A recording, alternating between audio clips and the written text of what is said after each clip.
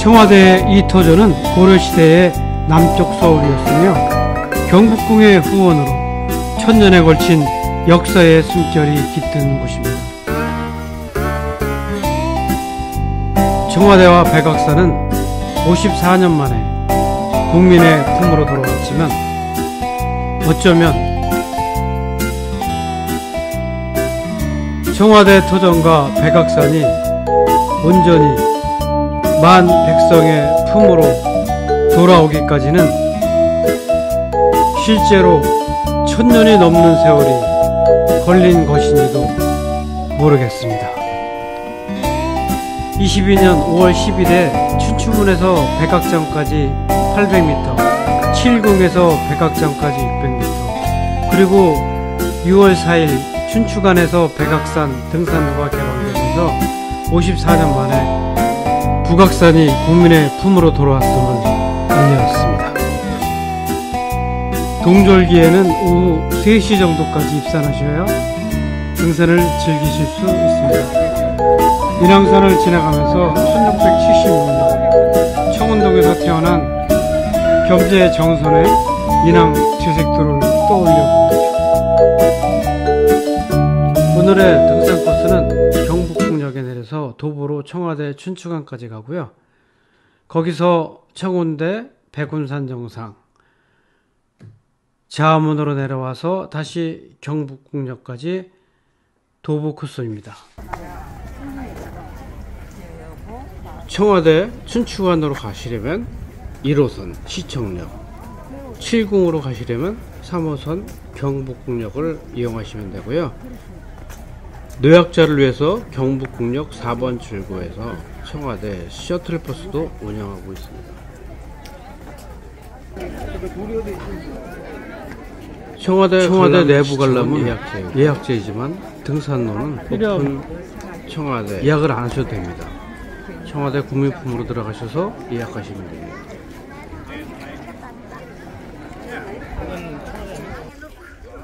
궁금한 사항 있으면 안내소에 전화하셔서 문의하시면 됩니다.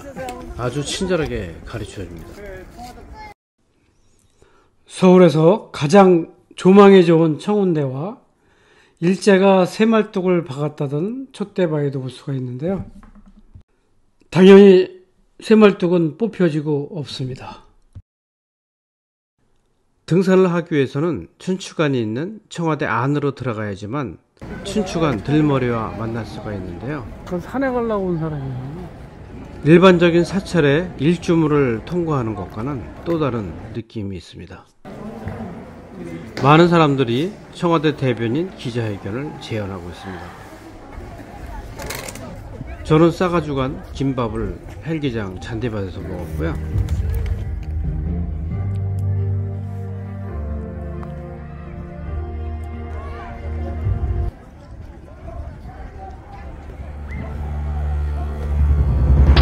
백악산은 2006년 노무현 정부 때 홍련사 숙정문 촛대바위가 최초로 공개되었습니다. 등산로는 높은 청와대 담벼락을 따라 가파른 아스팔트 위로 800m 정도 올라가는데요. 청와대 끝부분에서 7궁길 600m가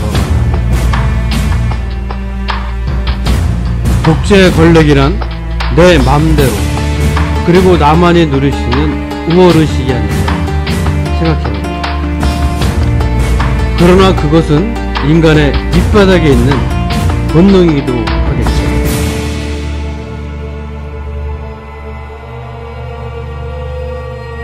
북악산은 서쪽으로는 인왕산, 동쪽으로는 낙산, 남쪽으로는 남산, 북쪽으로는 북한산을 마치 자청룡 500호, 남두작 북현무를 배치해 놓은 듯합니다. 20분 정도 오르다 보니 백악정 입구에 도달했습니다. 백악정은 제가 예상했던 것과 다르게 훨씬 소박한 정자였습니다.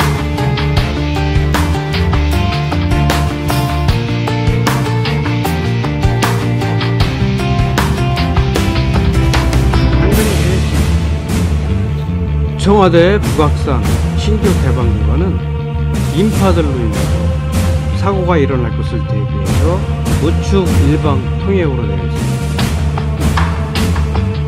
이태원 압사 사고를 떠올리면서 제 나름대로 약간 불편한 이 구간을 생각해봤습니다.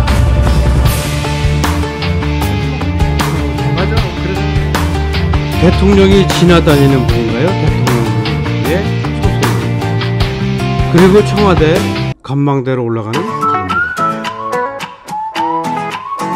대통문을 지나면 삼청 안내소 등산로와 만나는 나무데크 계단길을 만납니다.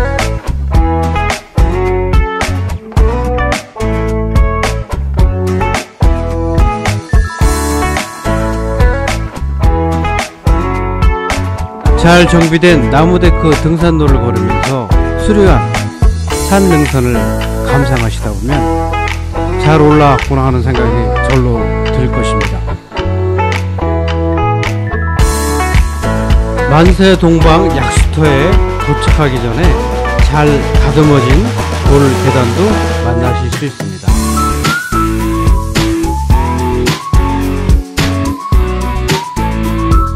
만세동방 약수터물은 고종황제와 대통령 이승만 대통령도 식수로 마셨다고 합니다.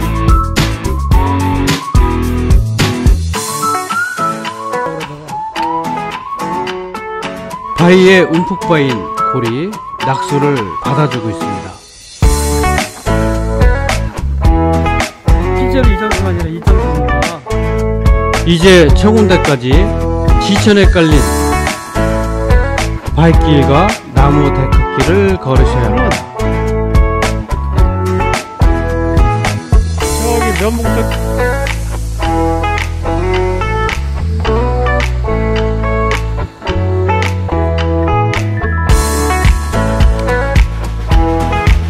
산을 오르다 보면 2인 1조로 안장을 찬 순찰 대원들을 볼 수가 있는데요.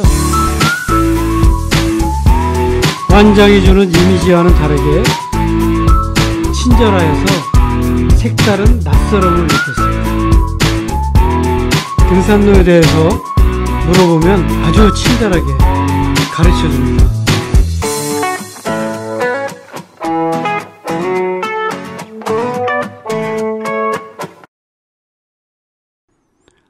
청운대에서 산능선을 따라 시선을 쫓아가다 보면 삼천공원, 와룡공원, 성균관대학교 그리고 종묘를 만날 수가 있습니다.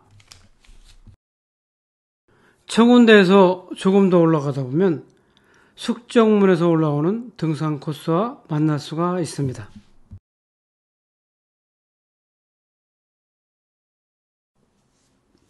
숙정문은 성문 양쪽으로 성곽이 연결된 유일한 문인데요.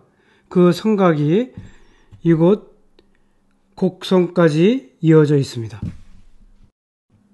곡성, 곧 곡장은 고구려 성벽에 치와 같은 그런 기능을 하는 돌출된 부분이라고 생각하시면 되겠습니다. 이곳 곡장에서는 접이부채를 편듯이 펼쳐지는 개운산, 아차산, 남한산 등 여러 산들의 주름진 모습을 볼 수가 있습니다. 곡장 반대편 전망대에 올라가면 북한산 줄기를 한눈에 볼 수도 있습니다.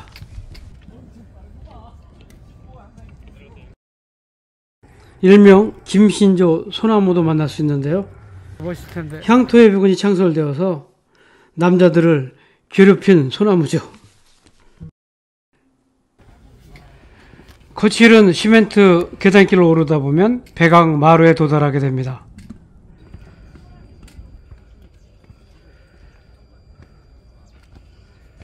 백악마루에서는 성의 둘레가 약 18km에 이르는 조선시대의 도성인 한양 도성을 한눈에 꿰뚫어 볼 수가 있습니다. 길게 늘어선 성곽을 따라 북한산도 보이는데요.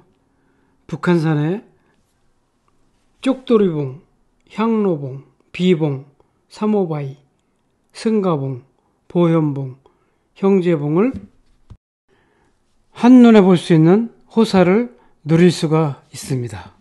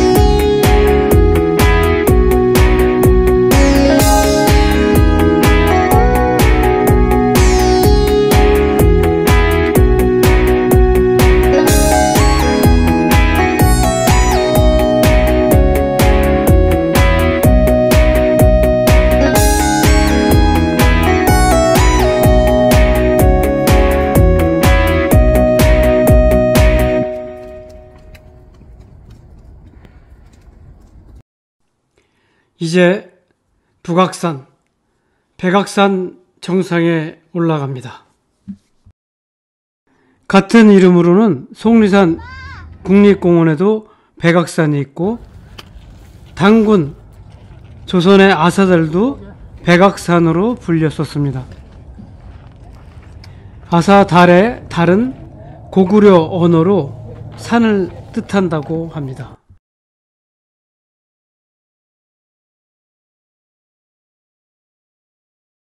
장미가의 3번 나무를 뒤로 하면서 내림길에 접어들었습니다.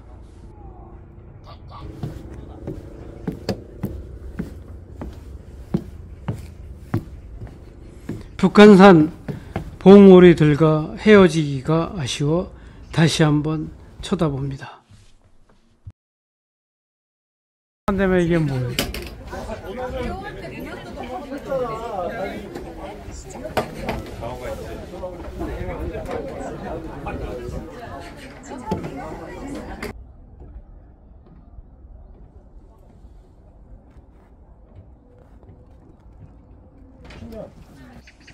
자문이라고도 불리는 창의문에서의 들머리 등산 코스는 나무 데크로 이어지는 계단으로서 한치의 양보도 없이 백악마루까지 끊임없이 이어집니다.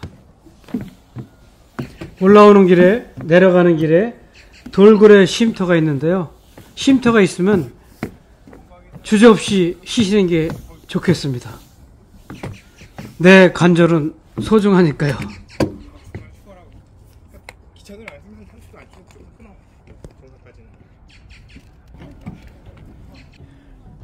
백악산의 볼거리 중에 또 다른 하나는 훌륭한 소나무인데요.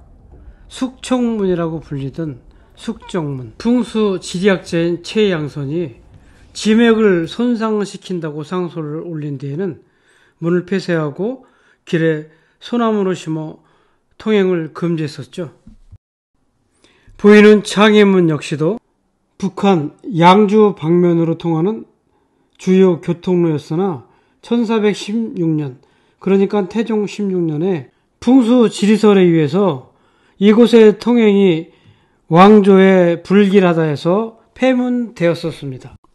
그러다가 1506년 중종 1년에 다시 열었고요. 1623년 인조 반정 때는 능양군을 비롯한 의군들이 이 문으로 들어가서 반정에 성공한 유서 깊은 분이기도 합니다. 윤동조 문학관을 뒤로 하고 경복궁역으로 걸어 내려갑니다. 창의문에서 경복궁역까지 도보로 35분 정도 걸립니다. 태극기분, 무엇이 저들을 저렇게 흥분시키는 걸까요? 여기 사람 되게 많아졌네. 베트남 볶음밥을 한 접시 먹고 집으로 돌아갑니다.